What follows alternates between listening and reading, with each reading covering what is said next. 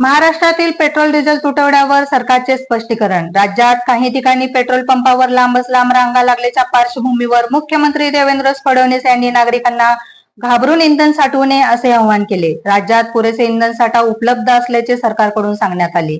मंत्री छगन भुजबळ यांनी राज्यात सुमारे 1 महिना पेट्रोल डिझेल साठा उपलब्ध असल्याची माहिती दिली. इंधन साठ्यावर लक्ष ठेवण्यात येत असल्याचे त्यांनी स्पष्ट केले. रॉयल चॅलेंजर्स बेंगलोरने फायनलमध्ये गुजरात टेन्सवर विजय मिळवत सलग दुसऱ्यांदा IPL विजेतेपद पटकावले. विराट कोहली यांच्या शानदार खेळीची मोठी चर्चा होत आहे. नीट परीक्षेच्या कथित पेपर फूट प्रकरणात तपास यंत्रणात महत्त्वाचे पुरावे हाती लागल्याचा दावा केला. या प्रकरणामुळे देशात विद्यार्थ्यांनी पालकांमध्ये चिंता वाढली.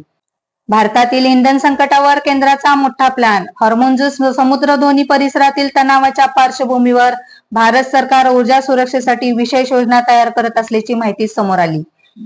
इंडियन रेल्वेच्या लोगो मध्ये बदल करण्यात मंत्रालयाने हिरवा कंदील दिल्याची माहिती समोर आली. नवीन डिझाईन आणि अंमलबजावणीबाबत लवकरच घोषणा होण्याची शक्यता. J10 news.